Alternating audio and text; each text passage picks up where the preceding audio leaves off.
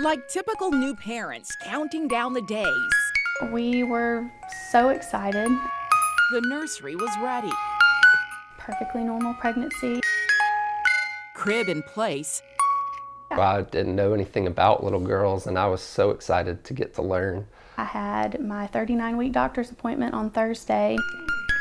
The only thing missing Friday night, I went into the hospital in labor, was their little girl. and she came Saturday morning. But Catherine and Lena Hagen's baby girl didn't come home that day. It's one of those things that I will never forget. It was very traumatic, I think, for everyone in the room. It was very unexpected.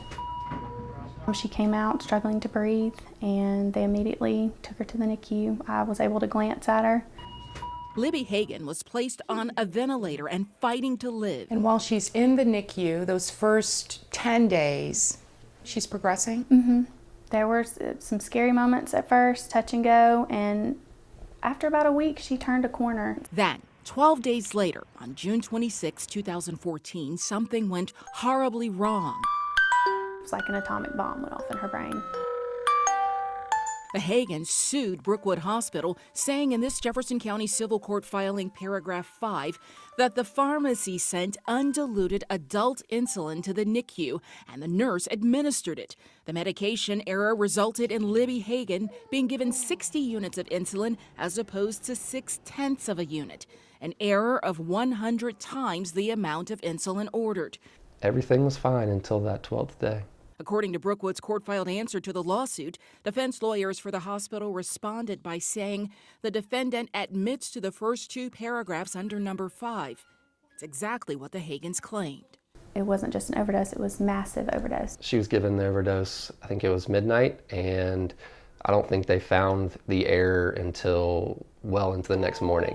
The Hagens say an MRI was ordered. The day that the neurologist came in after having all of the imaging studies, that is the worst day of my life. The day they found out that their daughter had what their lawyers call irreversible neurological brain damage. It is characterized by her doctor at the time, the worst MRI he's seen in a living person. Hare Wynn, Newell and Newton attorney Leon Ashford is representing the Hagens in their lawsuit against Brookwood Hospital. In Brookwood and in any other hospital in America, insulin has to be diluted from adult strength to baby strength. She simply took that insulin and took it to her pharmacist and asked if this is the insulin that we should be sending to the NICU.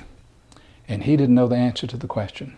She put a label on it that mislabeled it, so we have a bottle of adult insulin and a label that says that it is NICU insulin. Two nurses who are caring for Libby that night. One is actually her nurse for the shift. She's never given insulin one time in her life, never seen it given. So she goes to her charge nurse and asks for help to make sure she gets it right. According to court records, they got it wrong. The pharmacy tech, the pharmacist, and the two nurses who administered the devastating dose of insulin. It wasn't just one person's fault, it was a system-wide failure. Jefferson County court records show Brookwood admits the error, but the hospital claims in these same documents it is unclear what extent of injury resulted from the insulin error their nurses administered. We called Brookwood asking them to respond to the lawsuit. Christina Wilburn. Several times, but no response. It's scary. But what we've learned from Libby's parents is her life will be a different life, not typical at all. I mean, you have dreams for your child, and our dreams were shattered. And it's just all the little things. Not getting to dance with her daddy at her wedding. She'll never do that. So we have to make new dreams for her. They took all that away. I'm still heartbroken. I wanted to do so many things with her. And now, 2 years later, the Hagens do what families typically do. They cherish every day they can with their child. We just hope that we continue to get happy days and that we can make wonderful memories as a family as long as we can.